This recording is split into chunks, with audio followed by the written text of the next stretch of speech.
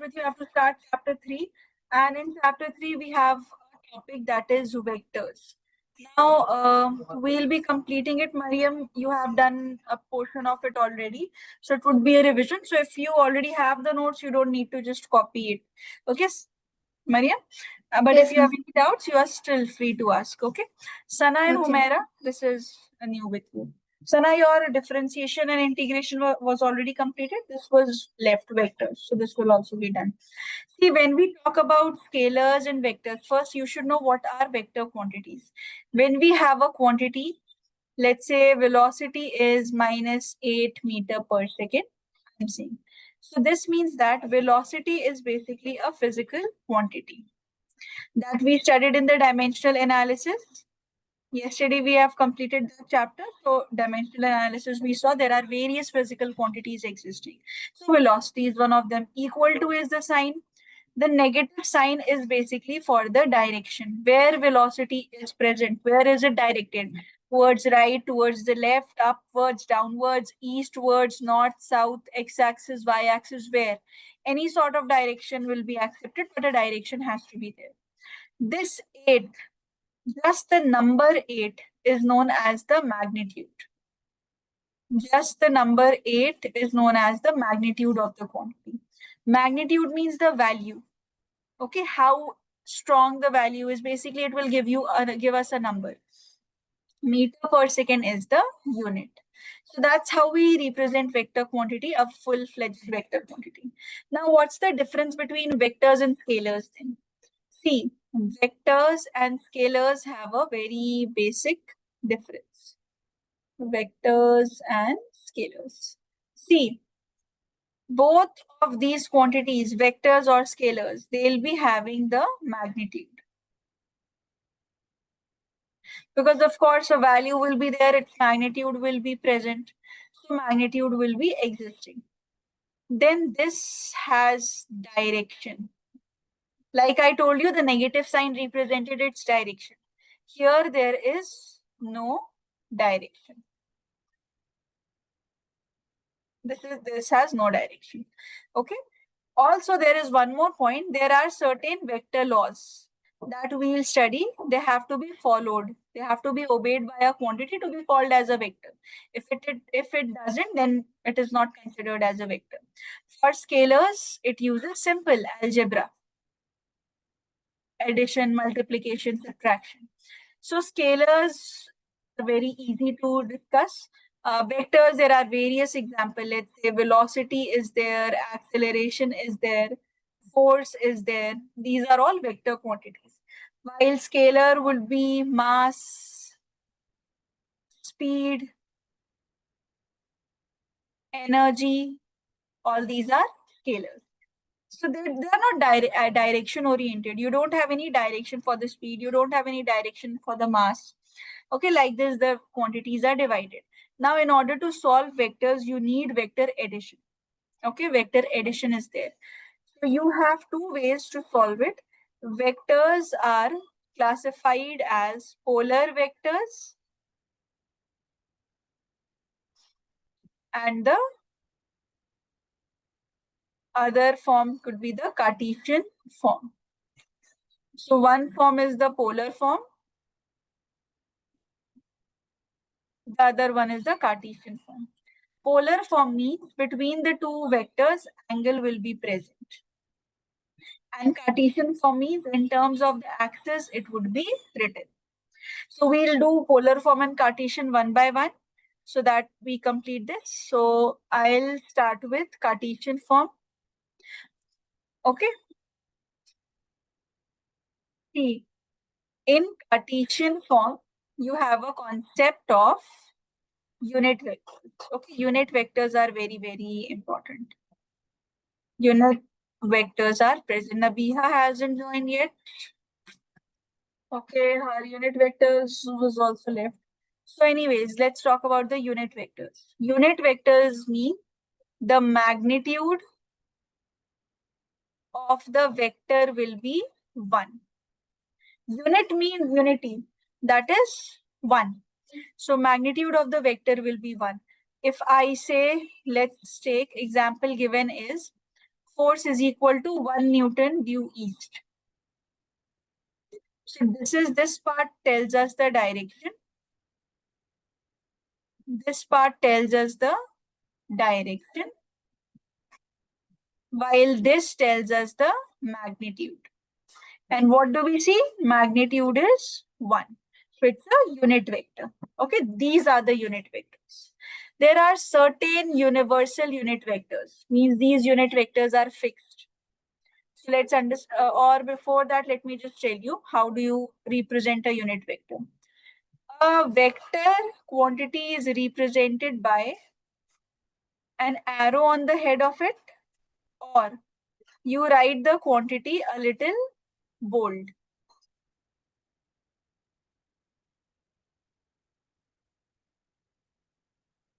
Like this. Okay, if the quantity is written a little bold, then this means this is a vector quantity. Okay, usually this is how it will be given to you. And how do you represent if it's a unit vector? See, unit vector means the magnitude of the vector is 1. Okay, so unit vectors are represented by a cap on their head. This is called the cap. This is how the unit vectors are represented. Okay, with a cap. All right. Now, coming to universal unit vectors. What are universal unit vectors? Universal unit vectors. Now, universal unit vectors mean the vectors are fixed. See, what is meant by universal? This means something is fixed. When I talk about this term universal, this means this is fixed. This is universal. We say this quantity is universal. This characteristic is universal. This is a universal law. Oh, it happens with you. This is universal. It means it is fixed everywhere it occurs. So universal unit vectors means they are fixed vectors. Now, how will you identify them?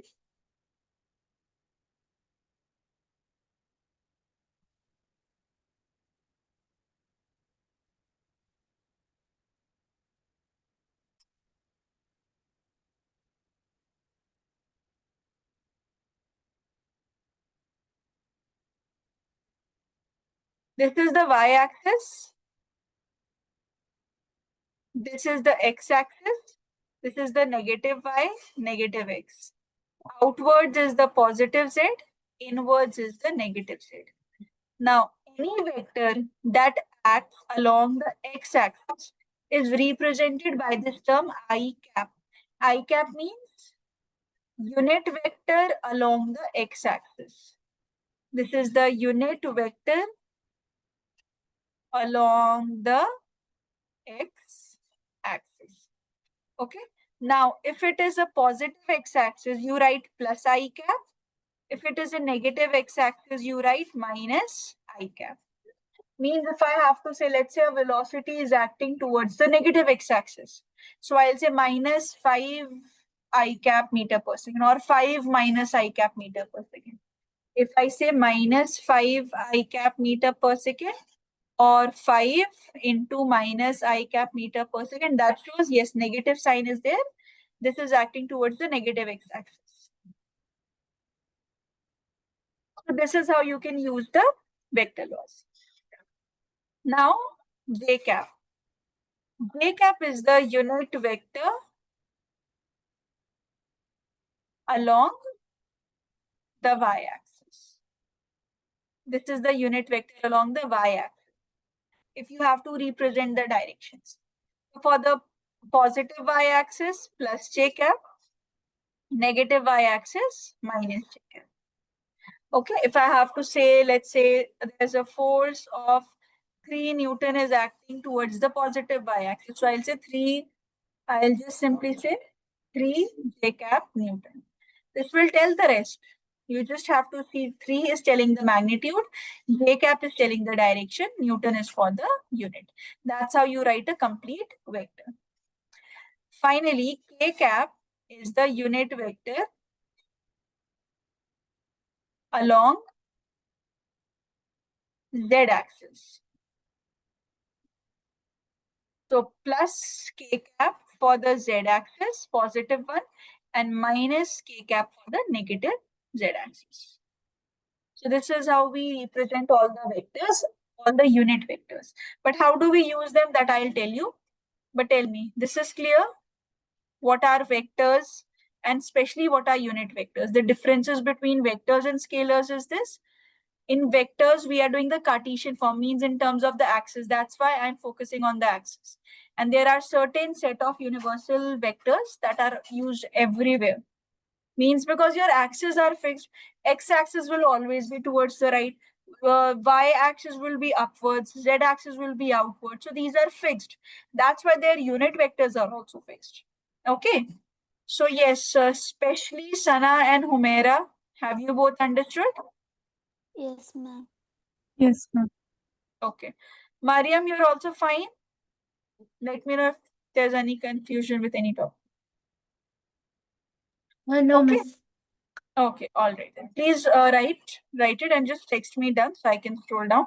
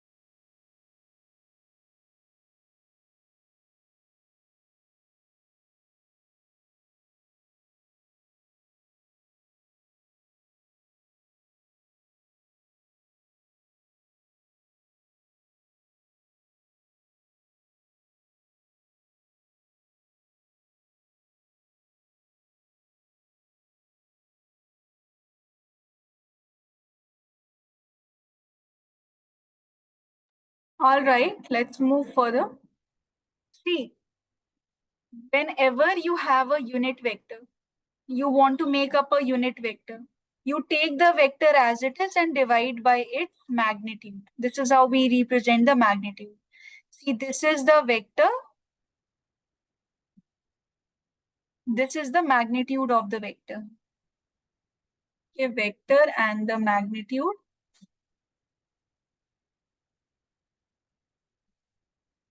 Vector and the magnitude of the vector. Now, let's say you have a vector. A vector is there. A1 I cap, A2 j cap, A3 k cap. These are its various components. So this is the vector as it is. So how do you write its magnitude? Magnitude is given by under root A1 square plus A2 square plus A3 square. Okay, you take the coefficient and you add them.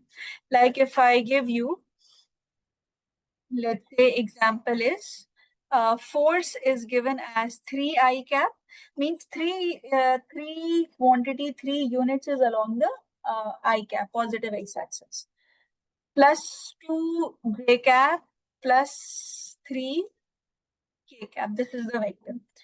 And you have to make its unit vector.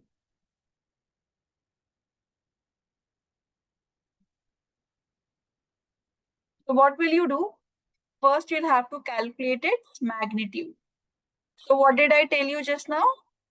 You take the coefficients, like I cap's coefficient is 3. So 3 square plus. Take the coefficient of j cap 2. So 2 square plus. Coefficient of k cap, that is 3 square, like this. So this is equal to 9 plus 4 plus 9, which is equal to 22 under root Newton. So this is the magnitude. So how will I write my unit vector? See, I told you unit vector is written as vector as it is divided by its magnitude. So vector is 3 I cap plus 2 j cap plus 3 k cap divided by, this is 22. You can write this also, or if you want, you can segregate the terms. You can write this as 3 I cap by root 22 plus 2 j cap by root 22 plus 3 k cap by root 20. Okay. Even writing like this is also correct. So this is how you write a unit vector. This should be known to you because many a times writing of unit vectors will also be asked. Okay, or let me say one more example. Let's say a vector of, let's say acceleration is given. Acceleration is given as 5 I cap minus j cap plus k cap. And you have to calculate its unit vector.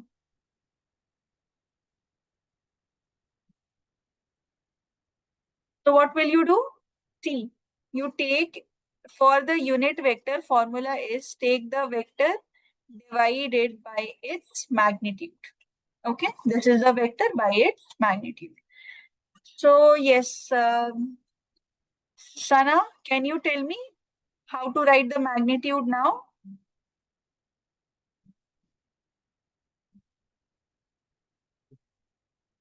Please look at the coefficient. Yes, root 5 square 5 square plus plus negative 1 square minus 1 square plus plus 1 square. plus 1 square. Very good. So this gives you the magnitude. So this is 25 plus 1 plus 1. That is equal to under root 27 meter per second square, because this is acceleration. So meter per second square. Now I have to write the unit vector, complete unit vector. This is its formula. Humaira, can you tell me how should I write the unit vector now? This is the magnitude, this is the vector. I cap minus j cap plus Yes. k cap by root 27. Yes, very good. By root 27. This is how you write the that's okay. Unit vectors is done. Now I'll come to addition and subtraction of vectors. Quickly write down this one from here. Magnitude should be remembered at this topic. Everybody, all of you should remember this topic in class 12th also. This will come as it is, okay? Write it, then we'll discuss further.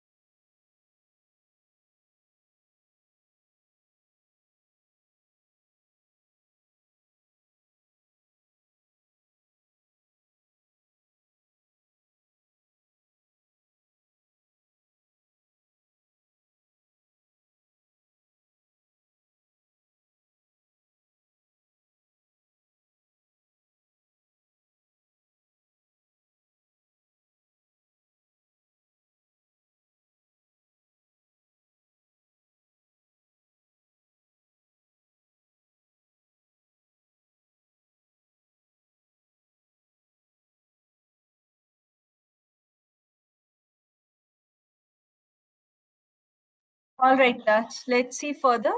Now see addition and subtraction of the unit vectors. How do you add and subtract? Let's see that addition and subtraction.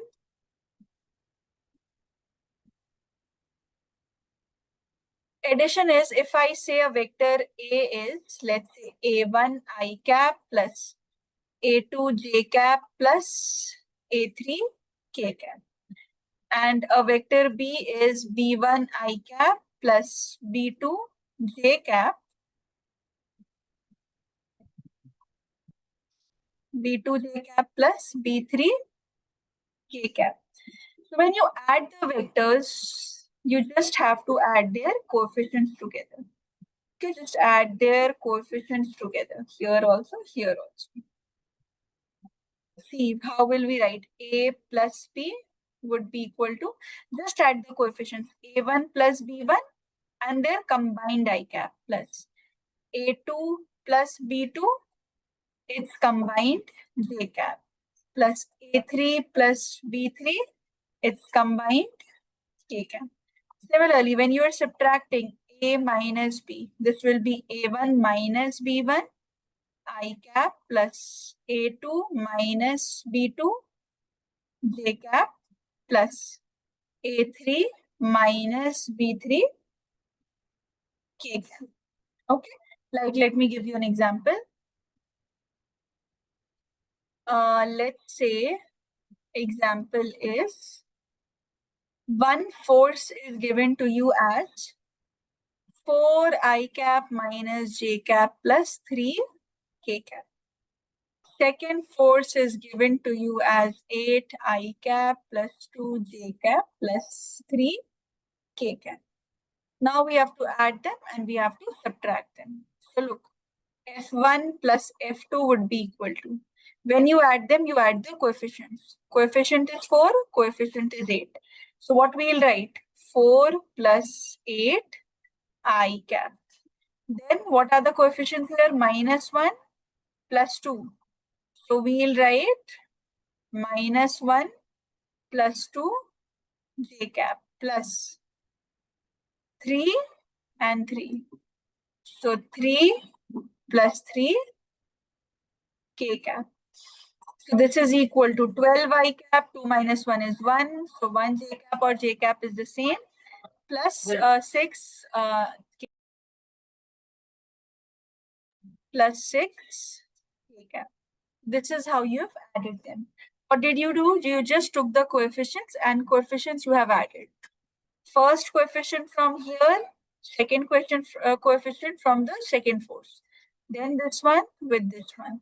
And then this one with this one. See, if we need to subtract, we'll have to perform the same thing. If we are subtracting, let's say F1 is there minus F2 is present. So what do? F1 minus F2. These quantities will be negative. So you have 4 minus 8. Wherever you had the plus sign will be minus. 4 minus 8 I cap plus. This will be minus 1 minus 2 J cap. You were adding here, so they'll be subtracted. Remember, this will still be added. Their individual terms together, they'll still be added. And that makes it plus 3 minus 3 K cap. So we can say the final answer here is C. This becomes minus 4 I cap minus 3 J cap. And this is 0. So you can just leave the answer. Okay, no coefficient is there, or if the coefficient is 0, or if any of the unit vectors is not written, that means its coefficient is 0. So if I am not writing K cap, this is assumed that 0 K cap is present. So did you understand the addition and subtraction of vectors? Yes, ma'am. Yes, ma'am. All right. Quickly copy this, then we'll see the parallelogram law now. Polar form we'll study.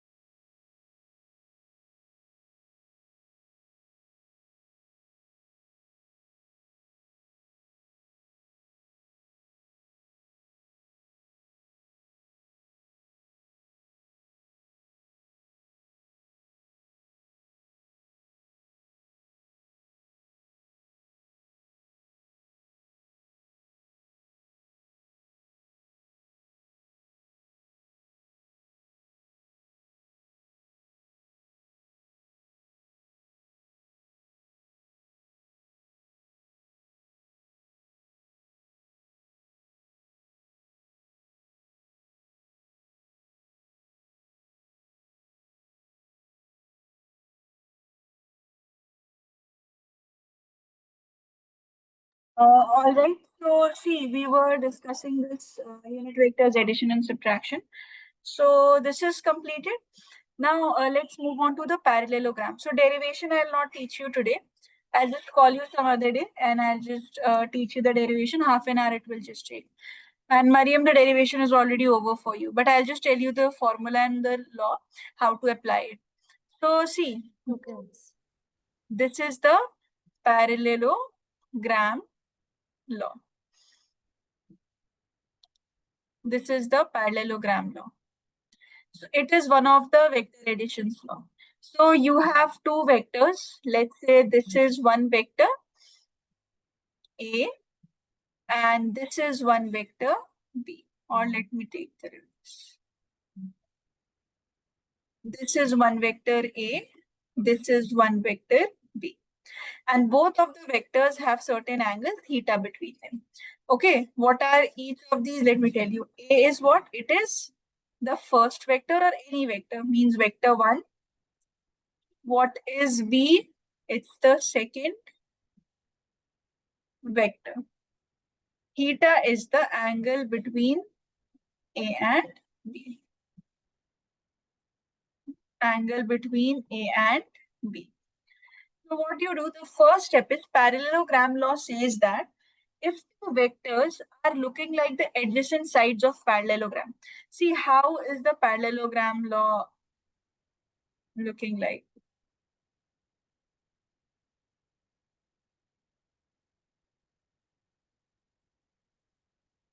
See, this is how a parallelogram looks like. Now see, if these are two sides of parallelogram, look, and if I say this is a vector and this is a vector, so this looks like a parallelogram.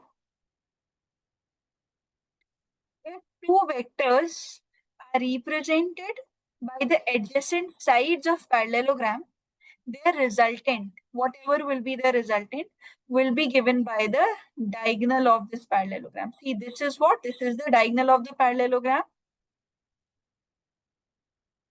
So this diagonal will give the resultant. Diagonal of the parallelogram will give the resultant. So this was your first vector. This is one vector over here, and this is second vector. The resultant is always given by the diagonal. This is how you will get the resultant. So parallelogram law says that when two vectors are represented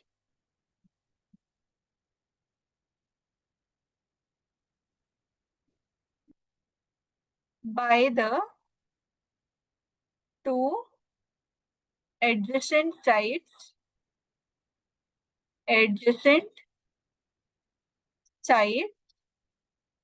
of a parallelogram,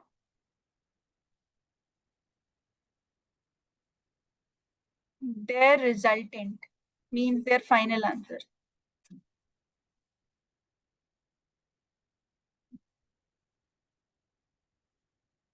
Their resultant is given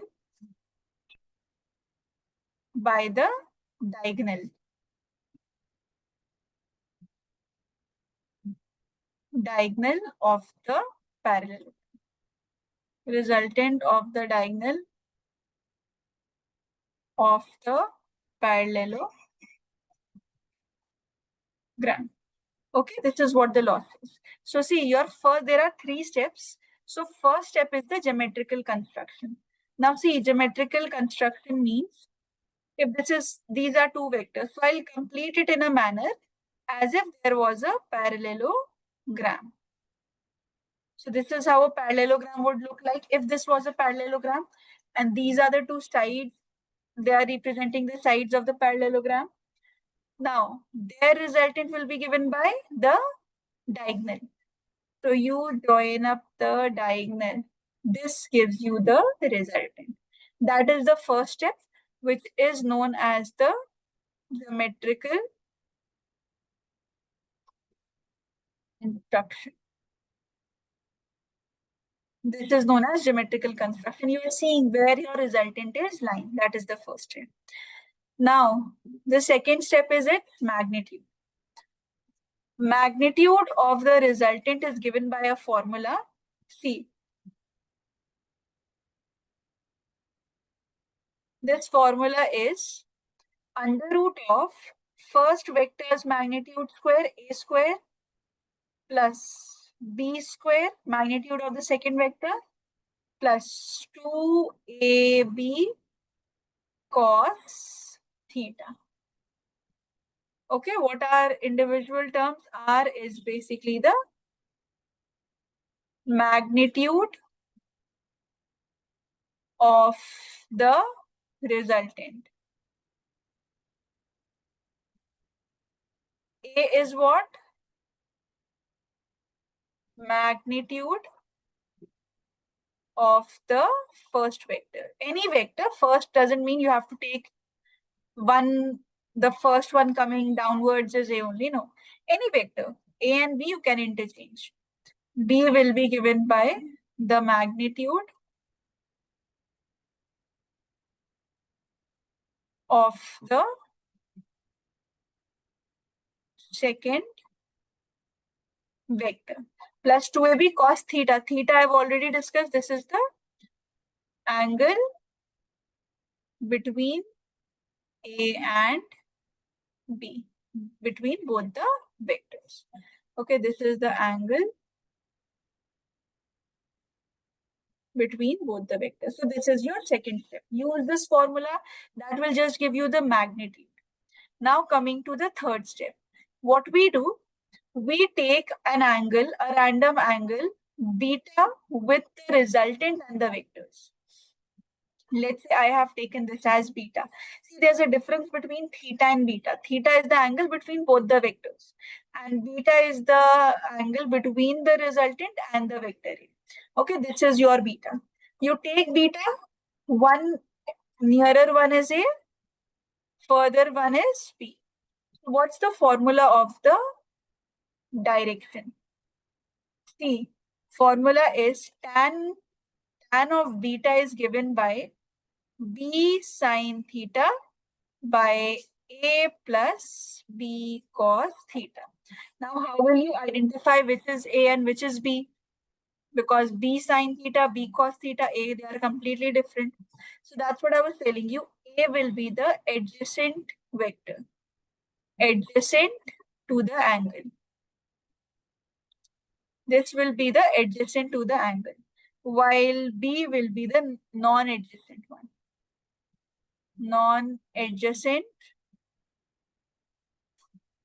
to the angle. Okay, this is the non-adjacent one to the angle. So what is this third step? See, this is basically the direction of the vector. Direction of the resultant. Direction of the resultant is our final step. Now see, 3 steps are there. Now how is it helping? Whatever value you get, your beta will be finally given by tan inverse this whole thing. B sine theta divided by A plus B cos theta. So that's how you will get the direction. So if I say 2 vectors are there, okay, now you tell me one direction based on any one of them. Let's say from this you say 30 degree. So I'll shift this from here to 30 degree like this. So I'll know, okay, exactly where is it located. Or if you tell me from this vector, it is located at 45 degree. So from here, we'll shift the resultant to 45 degrees. So this is how we'll know the exact position of our resultant between the two vectors, because one thing is clear that it is given by the diagonal of the parallelogram. So the diagonal will be between the two vectors. So one thing is clear that between the two vectors, we'll have our resultant. Now exactly where? If you have to tell somebody that this is your resultant's magnitude, but now you have to tell the direction, where is it situated? So you'll have to tell it with respect to one of the vectors. So if I say from this is 35 degree. So I'll shift it to 35 degree. I'll know where my resultant is lying. So like this, different angles are given, and that's how the direction is helpful. So I'm quickly repeating it, then we'll have a discussion. First, what we do? First is you take both the vectors, join the parallelogram and see where is the resultant line, because you will have multiple of vectors, not just two vectors all the time. And parallelogram law has a limitation of just solving two vectors at one time. So you should know where are these two vectors giving the resultant at. That's the first step. Use the formula under root a square plus b square plus 2ab cos theta for calculation of the resultant. And finally, use tan beta is equal to b sine theta by a plus b cos theta for the resultant's direction. So that's how it is calculated. Yes, all of you, have you got it? Any confusion? No. No. Then please start writing from here, parallelogram law. And if there's any problem in one of the steps, please just stop me and ask. Please write it, all of you.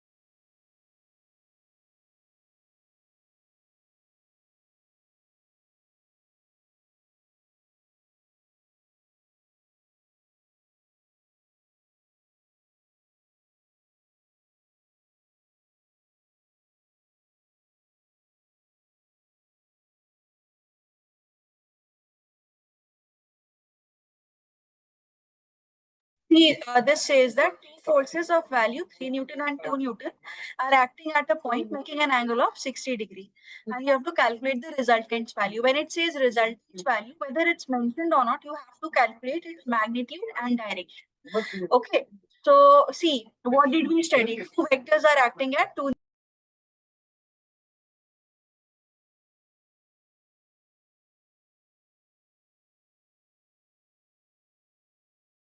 So 2 Newton and 3 Newton are making an angle of 60 degree. So what did we discuss the first step? First step is this. Okay.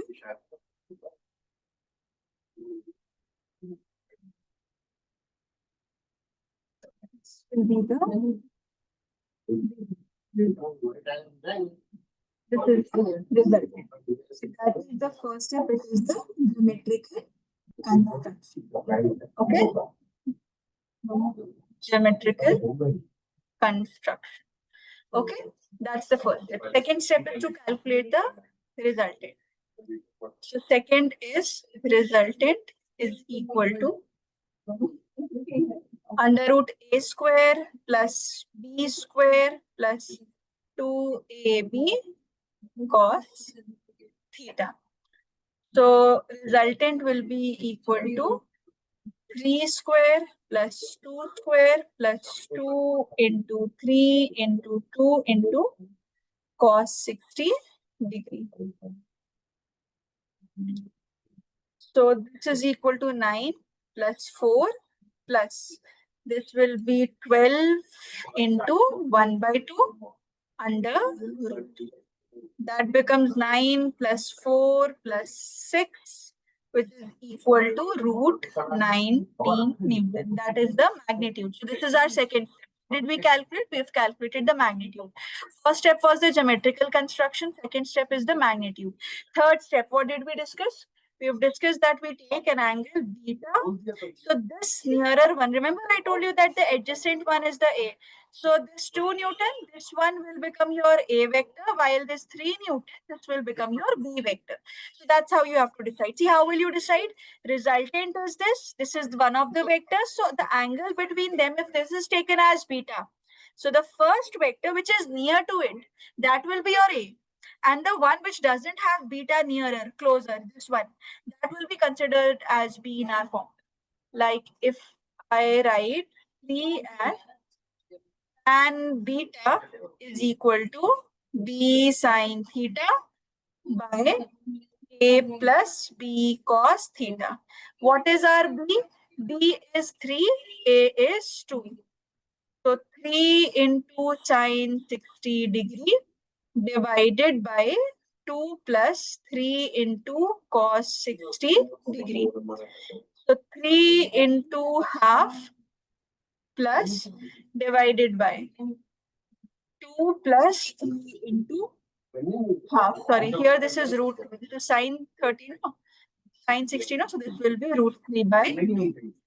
So whatever this will come, you can calculate later. That will be the value. This will be 3 root 3 divided by 2. If we take the LCM, this will be 4 plus 7, 7 by 2.